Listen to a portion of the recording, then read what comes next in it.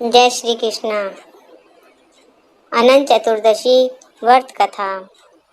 अनंत चतुर्दशी का व्रत भाद्रपद शुक्ल चतुर्दशी को किया जाता है। इस दिन गणपति बाप्पा की मूर्ति के विसर्जन के साथ गणेश उत्सव का समापन होता है। आइए जानते हैं अनंत सूत्र का महत्व, कथा और लाभ। अनंत चतुर्दशी व्रत का लाभ। अनंत चतुर्दशी का व्रत करके विद्यार्थी जिस भी विषय की पढ़ाई शुरू करेंगे उन्हें उस विषय का बेहतर ज्ञान अवश्य प्राप्त होगा। जो धन की कामना करेगा उसे प्रचुर धन मिलेगा और जो ईश्वर की कामना करेगा उसे अनंत काल तक ईश्वर का साथ मिलेगा। अनंत चतुर्दशी व्रत सुख और मोक्ष दोनों की प्राप्ति का सर्वोत्तम साधन है। विशेष लाभ पाने के लिए 14 वर्ष तक अखंड व्रत करें। अनंत चतुर्दशी व्रत का महत्व। अनंत चतुर्दशी व्रत का महत्व इसी बात से समझा जा सकता है कि जब युधिष्ठिर अपने भाइयों और द्रौपदी के साथ वनवास में कष्ट सह रहे थे, उस समय श्री कृष्ण ने उनसे कष्टों से मुक्ति पाने और अपना खोया हुआ राज्य और ऐश्वर्य पुनः प्राप्त करने के लिए उन्हें अनंत व्रत रखने की सलाह के साथ व्रत का उपदेश दिया। अनंत सूत्र को बांधने की विधि। अनंत चतुर्दशी के दिन विधि पूर्वक भगवान विष्णु के अनंत रूप का पूजन करने के बाद अनंत सूत्र बांधने का विधान है। अनंत सूत्र सूत या रेशम की डोरी से बनाया जाता है।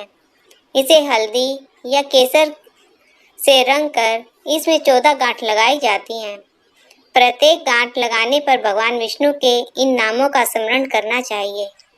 पहले में अनंत, उसके बाद ऋषिकेश, पद्मनाभ, माधव, बैकुंठ, श्रीधर, त्रिविक्रम, मधुसूदन, वामन, केशव, नारायण, दामोदर और गोविंद। अनंत सूत्र की 14 गांठें श्री हरि द्वारा बनाए गए 14 लोकों का प्रतीक है। अनंत सूत्र को पूजन के बाद कच्चे दूध में डुबोकर हाथ पर बांधा जाता है। पुरुषों को इसे दाएं हाथ पर और महिलाओं को बाएं हाथ पर बांधना चाहिए। अनंत सूत्र बांधते समय ओम अनंताय नमः, ओम अनंताय नमः, ओम अनंताय नमः मंत्र का जाप करना चाहिए। अनंत चतुर्दशी की कथा। प्राचीन काल में स्मंतु वशिष्ठ कुल के एक ऋषि थे। उनकी बेटी का नाम शीला था।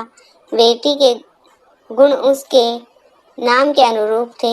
स्मंतु ने उसका विवाह कौटिल्य मुनि से कर दिया।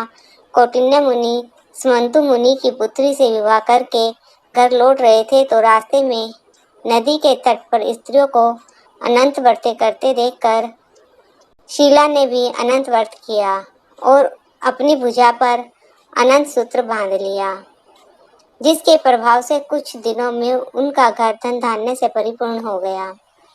एक दिन कौटिल्य मुनि की नजर अपनी पत्नी की बाह पर बंधे धागे पर पड़ी, जिसे देखकर मुनि ने स्त्री से कहा, क्या तुमने मुझे वश में करने के लिए यह धागा बांधा है? तब शीला ने कहा कि नहीं, लेकिन अनंत भगवान का सूत्र है। लेकिन ऐश्वर्य के नशे में चूर कौटिल्य मुनि ने इसे तोड़कर अग्नि में डाल दिया। परिणाम स्वरूप कुछ ही समय में उनकी स्थिति दयनीय हो गई, अर्थात दुखित हो गए। अपनी गलती का एहसास होने पर उसका निवारण करने के लिए, भगवान से क्षमा मांगने के लिए उन्होंने घर छोड़ दिया और जंगल में चले गए। वहां जाकर भगवान श्री अनंत को प्रसन्न करने के लिए पूजा करने लगे। कई दिनों तक पूजा करने के बाद भी भगवान का आशीर्वाद न मिलने से निराश होकर वह एक पेड़ की शाखा से लटक कर मरने ही वाला था। तभी वहाँ एक बूढ़े ब्राह्मण ने आकर उसे रोका और कहा, चलो गुफा में चलकर अनंत भगवान के दर्शन करते हैं। बूढ़े व्यक्ति का वेश बनाकर भगवान श्री अनंत उन्हें गुफा में ले गए और अपने चतुर्भुज रूप में प्रकट हुए और कहा, अनंत सूत्र के अनादर की गलती को सुधारने के लिए तुम्हें 14 वर्ष तक अनंत व्रत करना चाहिए। इससे आपको पुण्य प्राप्ति होगी। आपकी नष्ट हुई संपत्ति कौटिन्य मुनि ने इसे हृदय से स्वीकार किया। जैसे जैसे वर्ष बीतते गए, भगवान श्री अनंत की कृपा से कौटिन्य मुनि को अपनी संपत्ति और ऐश्वर्य पुनः प्राप्त हो गया। बोलो विष्णु भगवान की जय, अनंत भगवान की जय।